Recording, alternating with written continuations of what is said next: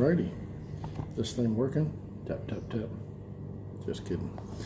August 12th. The one who tries to cut, or to get, either one, to cut or to get. The one who tries to get something for nothing generally winds up getting nothing for something. Wordplay there this morning. The one who tries to get something for nothing generally winds up getting nothing for something.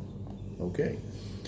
Those who think they can get by in life without providing the same amount of value for value received will eventually find themselves working harder than ever to deceive others and receiving very little in return.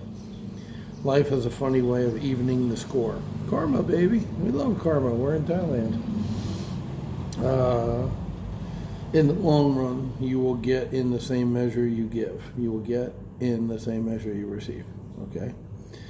Spend your time on productive, positive efforts. Give generously of your time and talents, and you will stand out from the great multitudes whose primary goal in life seems to be to get something for nothing. So Napoleon's got his panties up in a wad this morning.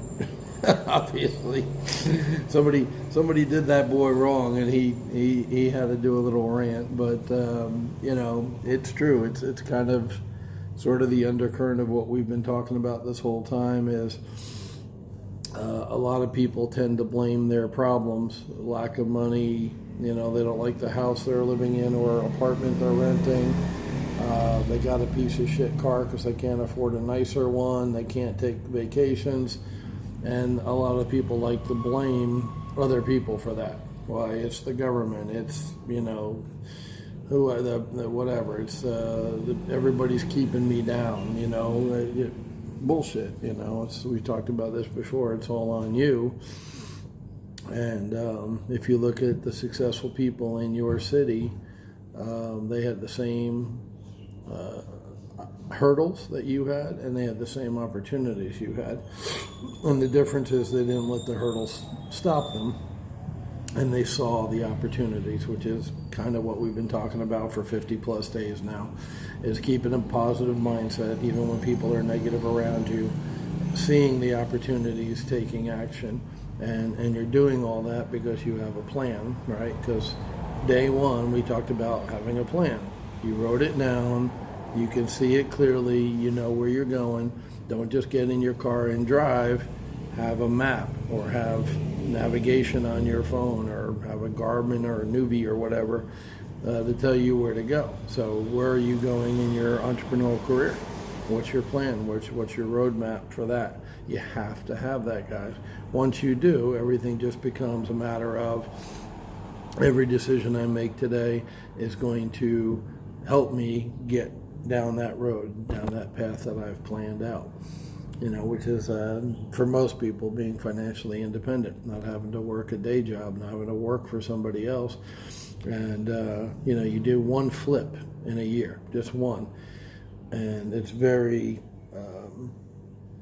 typical to make 40 grand on a flip. You can make more, you can make less, but it's typical to make $40,000 on a flip. And this is Jacksonville. Obviously, if you're in Michigan, California, Texas, some of the higher end places, it's going to be more money, a lot more than in California.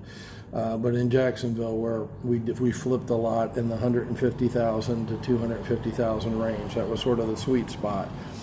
$40,000 profit on a house was not unusual at all.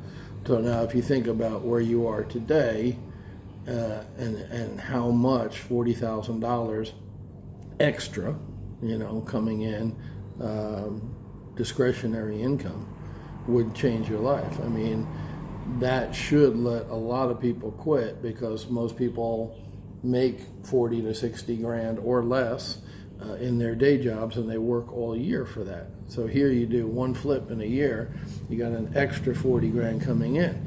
And if you're smart and you have a plan, you're going to invest that 40 grand into more flips and try to do 2 the next year. Now you got 80 grand coming in, and most likely you don't have to work. Year 2 with $80,000 coming in, you could probably quit your day job.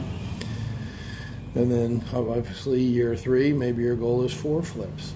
That's one of my agents and friends, John, Denise.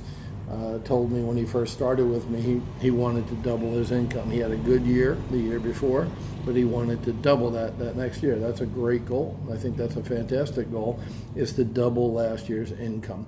And yeah, 2020 is all friggin' haywire and crazy because of Corona, but it's still a good plan, and it's something you can work towards. Maybe you plan to bust out in 2021, but you can be working now, looking for deals, laying the groundwork.